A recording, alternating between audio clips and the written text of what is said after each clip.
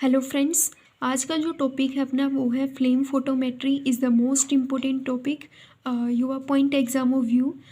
Flame photometry technique क्या होती है? एक ऐसी टेक्निक होती है जिसको हम क्या बोलते हैं, फ्लेम फोटोमेट्री। जिसमें हमें क्या होता है कि अपनी जो फ्लेम होती है, फ्लेम क्या होती है, जो फायर होता है ना, जो आग होती है, आग की जो लपट जिसको हम बोलते हैं कि आग की जो लपटें होती हैं, उसके अंदर हमें क्या होता है कि कभी कभी कलर शो होता है। जैसे कि कुछ कंडीशन में हमें वो ब्लू कलर की नज़र आती है, कुछ में रेड कलर की होती है, कुछ में ऑरेंज कलर की होती है, कुछ में क्या होता है कि लाइम ब्लू, लाइम येलो के जैसे भी कलर कुछ ना कुछ शो करती हैं। कभी ना कभी अपनी जो फायर होता है ना, वो कभी ना कभी लाइम येलो के जैसे भी कलर को शो करती है। तो उसे ही हम क्या बोलते हैं, फ्लेम फोटोमेट्री टेक्निक बोलते हैं। फ्लेम फोटो टेक्निक मोस्टली अपन ने अभी तक डिस्कस किया हुआ है। जैसे कि एटॉमिक एब्जॉर्प्शन क्या होता है? एटॉमिक एब्जॉर्प्शन होता है कि जब कोई मॉलिक्यूल ग्राउंड स्टेट से एक्साइटेड स्टेट में जाता है, कब? जब वो किसी न किसी लाइट को एब्जॉर्ब करता है। जब कोई मॉलिक्यूल लाइट को एब्जॉर्ब करता है और वो ग्राउंड स्टेट से किस में चला जाता है, एक्साइटेड स्टेट के अंदर जाता है। क्यों जाता है? क्योंकि उसने एनर्जी को एब्जॉर्ब किया है। किसको एब्जॉर्ब किया? एनर्जी को एब्जॉर्ब किया है। अभी वो क्या हुआ, स्टेबल से अनस्टेबल फॉर्म में गया है। ठीक है, वहाँ से फिर वो वापस भी तो आएगा, कभी ना कभी वापस आएगा। तो उसी उस इन दिस ड्यूरिंग जब वो मतलब अनस्टेबल फॉर्म से वापस से जब वो स्टेबल आना चाहेगा, मतलब एक्साइटेड स्टेट के अंदर गया, एक्साइटेड स्टेट से जब वो वापस आएगा, ठीक है, मतलब कोई मॉलिक्यूल है, इस मॉलिक्यूल के ऊपर लाइट गिरी तो ये क्या हुआ, ये एक्साइट हो गया। एक्साइट होके ये ग्राउंड स्टेट से कहाँ पे चला गया? एक्साइटेड स्टेट के अंदर चला गया। किसके अंदर चला गया? एक्साइटेड स्टेट में। अभी ये एक ऐसी स्टेज है जहाँ पे ये पार्टिकल क्या होता है, अनस्टेबल होता है। ये हमेशा तो इस स्टेज में नहीं हो सकता, कभी ना कभी ये वापस भी आएगा। तो जब ये वापस आता है तो इसको हम क्या बोलते हैं? एटॉमिक एमिशन स्पेक्ट्रोस्कोपी बोलते हैं। क्या बोलते हैं? यहाँ पे जब ये कलर को शो करता है, एक होता है एटॉमिक एब्जॉर्प्शन जिसमें इसने लाइट को एब्जॉर्ब किया तो ये एक्साइटेड में चला गया। एक होता है एटॉमिक एमिशन जिसमें ये एनर्जी को बाहर निकालने का काम करेगा। ठीक है, और फिर वो वापस से अपनी किस स्टेज में आ जाएगा? ग्राउंड स्टेज के अंदर आ जाएगा। उसी टेक्निक को ही हम क्या बोलते हैं? फ्लेम फोटोमेट्री टेक्निक बोलते हैं। ठीक है, flame photometry technique is also named as a flame emission spectroscopy, भी इसे हम नाम देते हैं। एटॉमिक एमिशन स्पेक्ट्रोस्कोपी भी इसे हम नाम देते हैं। इसमें क्या होता है कि it is an emission spectroscopy which is basically used to detection of alkaline metal complex. ये एक ऐसी टेक्निक होती है, ठीक है, ये एक ऐसी टेक्निक होती है जिसके अंदर हम क्या करते हैं कि अपनी जो अल्कलीन मेटल होती है ना, उन मतलब इमिशन स्पेक्ट्रोस्कोपी के अंदर जो अपने पास ग्रुप फर्स्ट और ग्रुप सेकंड की जो अपने पास अल्काइल और एल्कलीन अर्थ मेटल होती है ना, इमिशन स्पेक्ट्रोस्कोपी के अंदर मोस्टली इन दो टाइप की मेटल्स का यूज किया जाता है। अल्काइल मेटल और अल्कलीन अर्थ मेटल का यूज किया जाता है। ठीक है, अल्काइल मेटल कॉम्प्लेक्स में सोडियम, पोटाशियम, लिथियम होता है जो कि ग्रुप फर्स्ट की होती हैं। अल्कलीन मेटल कॉम्प्लेक्स के अंदर कैल्शियम, मैग्नीशियम, बेरिलियम होता है। इन सभी मेटल्स का मतलब ग्रुप फर्स्ट और सेकंड वाली मेटल का ही यूज किया जाता है बोथ एनालिसिस करने के लिए। और ये एक क्वांटिटेटिव और क्वालिटेटिव एनालिसिस होता है। ठीक है, इसमें क्या होता है कि it is based measurement of intensity of light के ऊपर बेस्ड होती है। कैसे बेस्ड होती है वो मैं बताती हूँ कि कब होती है। इंटेंसिटी ऑफ लाइट के ऊपर कैसे बेस्ड होती है कि अपन इन्हीं मेटल्स के किसी एक मेटल को ले लेंगे और उसके सॉल्यूशन को प्रिपेयर करके और उसके सॉल्यूशन को फिर हम डिसोशिएट करके जो फ्लेम होती है ना, जो फ्लेम होगी फायर के अंदर, हम उसको पास आउट करवाएंगे। तो फायर के अंदर क्या होगा कि अपने को आग के अंदर कुछ ना कुछ कलर शो होगा और उस कलर को हम मोनोक्रोमेटिक या फिर किसी स्लिट की हेल्प से उस कलर को डिडक्ट करके कंप्यूटर के अंदर हम उसकी क्या कर लेंगे, उसके पूरे के पूरे डाटा को हम रिकॉर्ड कर लेंगे कि इसने क्या कलर शो किया। ठीक है, अगर मान लो उसने ऑरेंज कलर शो किया तो हम ये पता लगाएंगे कि ऑरेंज कलर कौन सी मेटल शो करती है, लाइम येलो कलर कौन सी मेटल शो करती है। ठीक है, अब दूसरा हम ये देखेंगे कि अगर आपकी फ्लेम का कलर बहुत ज़्यादा हाई है, ठीक है, मतलब मान लो बिल्कुल डार्क कलर में है या बिल्कुल लाइट कलर का आता है, तो वहाँ पे हम ये पता लगाएंगे कि इस मेटल की क्वांटिटी इसमें कितनी हो सकती है। अगर ज़्यादा मतलब अगर वहाँ पे उस फ्लेम का कलर बहुत ज़्यादा गहरा है तो हम ये कहेंगे कि शायद उस मेटल का वहाँ पे कंसंट्रेशन बहुत ज़्यादा हाई होगा। अगर कम होगा तो हम ये कहेंगे कि वहाँ पे क्या पता उस मेटल की कंसंट्रेशन थोड़ी बहुत हो। जैसे कि हम यहाँ पे कहें आपको कि अपन ने कोई भी सैंपल लेंगे, ठीक है, सैंपल मतलब कोई भी सॉल्यूशन तैयार करेंगे। मान लो हमने एक नमक लिया, NaCl को वाटर के अंदर डिज़ोल्व कर लिया, ठीक है। हमने उस सॉल्यूशन को, फिर हम उस सॉल्यूशन को क्या करेंगे, हीट करेंगे। हीट करते जा रहे हो आप, उसको करते जा रहे हो, करोगे तो क्या होगा, वहाँ से वाटर तो आपका इवेपरेट हो जाएगा। वाटर इवेपरेट होगा तो आपका नमक बचेगा। फिर भी आप उसको हीट किए जा रहे हो तो एक प्रोसेस आता है जिसमें आपका सॉलिड डायरेक्ट किस में चेंज हो जाता है, सॉलिड डायरेक्ट चेंज हो जाता है गैसेस स्टेट में। उस स्टेट को हम बोलते हैं सब्लिमेशन। उसको हम क्या बोलते हैं, सब्लिमेशन स्टेट बोलते हैं। सब्लिमेशन वो स्टेट होती है कि जब आपका सॉलिड गैस के पार्टिकल के अंदर चेंज होता है और फिर हम उसको इस फ्लेम के अंदर पास आउट करते हैं तो उसके पार्टिकल ग्राउंड स्टेट से एक्साइट हो जाते हैं, जिसके कारण वो ग्राउंड स्टेट से एक्साइटेड स्टेट में चले जाते हैं, जिससे वो अनस्टेबल हो जाते हैं। और जब वो वापस से एक्साइटेड स्टेट से जब वो वापस से ग्राउंड स्टेट में आते हैं तो वो कुछ ना कुछ रेडिएशन ऑफ लाइट को इमिट करते हैं, और उसी रेडिएशन को, जो इमिट हुई जो रेडिएशन है, उसका हम क्या कर लेंगे, मेजरमेंट कर लेंगे, उसी को ही हम मेज़र कर लेंगे। इंटेंसिटी ऑफ दिस रेडिएशन को हम मेज़र करेंगे कंप्यूटर के अंदर। अब हम उसमें ये देखेंगे कि उसने कौन सा कलर शो किया है उस मेटल के कारण। हम कंप्यूटर में ये देखेंगे कि उस मेटल के कारण कौन सा कलर हुआ है, फ्लेम का कलर ऑफ फ्लेम कैसा जनरेट हुआ है वो बताएगा। द एलिमेंट मेटल, जिससे हमें एलिमेंट, इस कलर से हमें पता चलेगा कि कौन सा एलिमेंट ऑफ मेटल है वहाँ पे। ये एक एनालिसिस क्वालिटिव टेक्निक होती है। दूसरा हम ये पता करेंगे कि कलर की कितनी इंटेंसिटी है, मतलब एक तो मेटल के बारे में भी हमें बताएगा, दूसरा वो हमें बताएगा कि कलर का कितना इंटेंसिटी है। अगर कलर आपका बहुत ज़्यादा डार्क है तो वो क्वाड्रेंटी के बारे में बताता है, ठीक है। तो वो अपने पास क्या होती है, एक क्वाड्रेंटिव एनालिसिस टेक्निक होती है।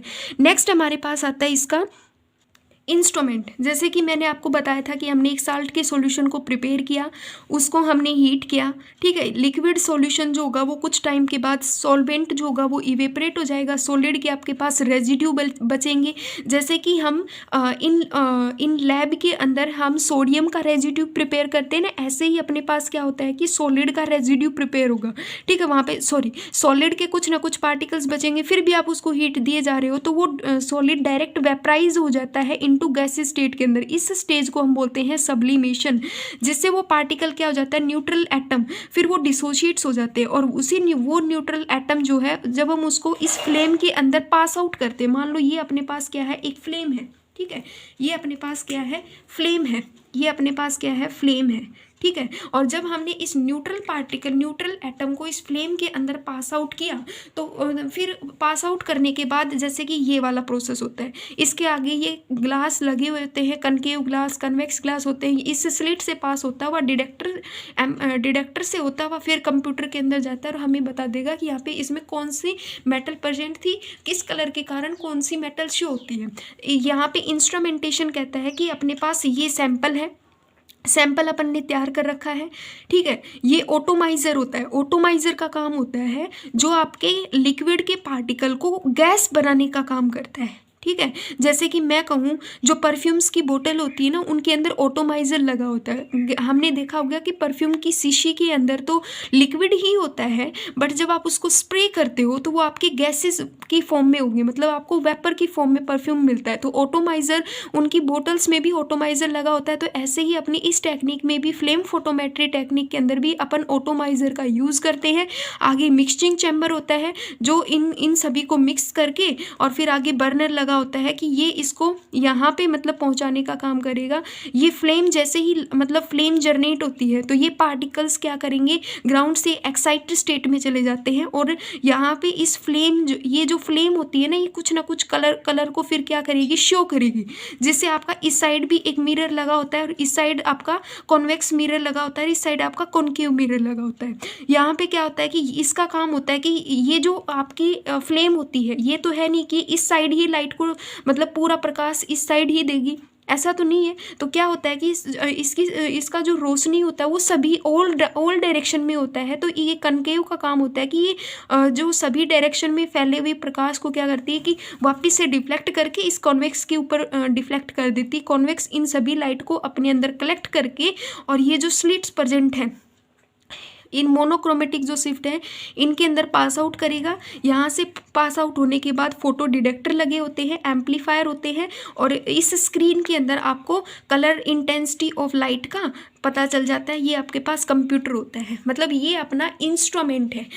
अगर हम कहें कि मान लो अपन ने सॉल्यूशन पोटाशियम मेटल का तैयार किया, तो वहाँ पे आपको जो फ्लेम का कलर होगा वो वॉयलेट मिलेगा, वेवलेंथ होगी वो 766 होगी। अगर फ्लेम का कलर रेड कलर होगा तो मीन्स वहाँ पे लिथियम मेटल प्रेजेंट है। कैल्शियम मेटल प्रेजेंट होगी तो ऑरेंज कलर आएगा। मैग्नीशियम मेटल होगी तो येलो कलर आएगा। अगर बेरिलियम प्रेजेंट होगा तो आपको लाइम ग्रीन कलर की आपको फ्लेम नज़र आएगी। और ये यहाँ पे साइड में क्या लिखी हुई है, वेवलेंथ है। अब बात आता है पार्ट्स ऑफ द फ्लेम की। अगर हम बात करें, एक होता है जो सैंपल डिलीवर सिस्टम होता है। सैंपल डिलीवर सिस्टम में हमारे पास ऑटोमाइजर, नेबुलाइजर और बर्नर होते हैं जो सैंपल को फ्लेम के ऊपर ले जाने का काम करते हैं। फिर मिरर होते हैं, फिर मोनोक्रोमेटर होते हैं, स्लिट फिल्टर होते हैं, डिटेक्टर होते हैं, रिकॉर्डिंग सिस्टम होता है। सबसे पहले हमारे पास आता है सैंपल डिलीवरिंग सिस्टम। क्या होता है? सैंपल डिलीवरिंग सिस्टम का काम होता है जो आपके सैंपल को डिलीवर करता है इनटू फ्लेम के ऊपर। ऑटोमाइजर का काम क्या होता है? जो जनरेट करता है। ऑटोमाइजर का काम होता है जो आपके लिक्विड के पार्टिकल्स को वेपर बनाने का काम करता है। जनरेट करता है वेपर ऑफ एनालाइट को, which get excite by the thermal energy. ये आपके लिक्विड को वेपर बनाने का काम करता है, फिर उनको एक्साइट कर देता है थर्मल एनर्जी, मतलब फ्लेम के ऊपर ले जाने का काम करता है, जिससे आपका लिक्विड, मतलब मेन काम यही होता है कि ये आपके लिक्विड को गैसेस के अंदर ब्रेक करने का काम होता है। कन्वर्ट कर देता है एनालाइट को इनटू फ्री एटम बना देता है, और वही फ्री एटम फ्लेम के ऊपर जाके कलर को शो करवाने का काम करते हैं। नेबुलाइजर का भी यही काम होता है। बर्नर का काम होता है कि ये क्या होता है कि ये फ्यूल होता है। ये फ्यूल मतलब जब आपकी फ्लेम कब जनरेट होगी, जब आप उसको फ्यूल दोगे और ऑक्सीजन देते हो उस टाइम पे।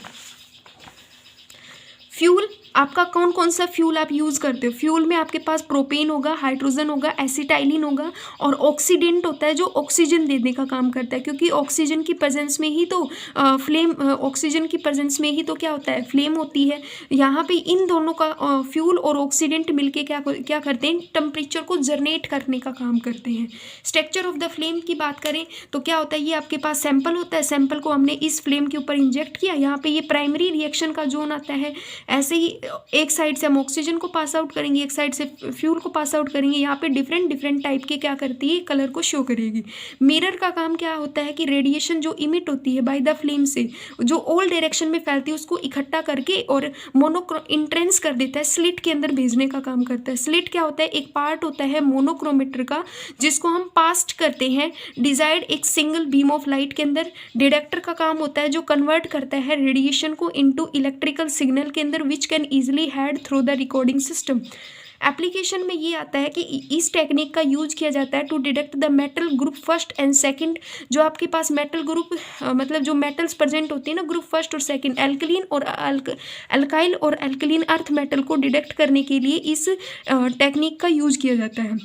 इस टेक्निक से हम क्वालिटिव और क्वांटिटेटिव दोनों एनालिसिस करते हैं। इस टेक्निक का यूज किया जाता है टू मतलब इन बायोलॉजिकल सिस्टम के अंदर भी यूज किया जाता है कि इसके अंदर इसके बॉडी में किसका डेफिशिएंसी है, कौन सी मेटल का डेफिशिएंसी है। और मोस्टली सबसे ज़्यादा इसका जो यूज होता है वो डिटर्मिनेशन लेड का यूज, मतलब इसका यूज किया जाता है डिटर्मिनेशन लेड इन पेट्रोल के अंदर लेड को डिटरमाइन करने के लिए भी इसका यूज किया जाता है। अभी ये कुछ लॉ के ऊपर भी डिपेंड है, जैसे कि बोर्स लॉ है। बोर्स लॉ कहता है कि कोई भी पार्टिकल है वो ग्राउंड स्टेट से एक्साइटेड स्टेट के अंदर जाता है, मतलब एनर्जी के कारण, और वहाँ पे एच म्यू होता है। म्यू आपके पास क्या होती है, सी बाई में लैम्डा होता है। सी आपके पास वेलोसिटी ऑफ लाइट होता है, लैम्डा वेवलेंथ होता है, एच यहाँ पे प्लैंक कांस्टेंट होता है। तो इसको पूरे को हम रीअरेंज करके ऐसे लिखेंगे तो हमारे पास ये लैम्डा वेवलेंथ होती है, एच प्लैंक कांस्टेंट होता है, म्यू यहाँ पे फ्रीक्वेंसी थी जिसको हमने सी बाई लैम्डा से लिखा। C is the velocity of light है, E1 and E0 excited state होती है लोअर स्टेट की एनर्जी की, और वेवलेंथ लैम्डा जो है यहाँ पे ये वेवलेंथ ऑफ रेडिएशन होता है। तो आई होप आपको ये वीडियो पसंद आई होगी, तो प्लीज़ इस वीडियो को लाइक कीजिएगा, शेयर कीजिएगा and subscribe. Thank you very much.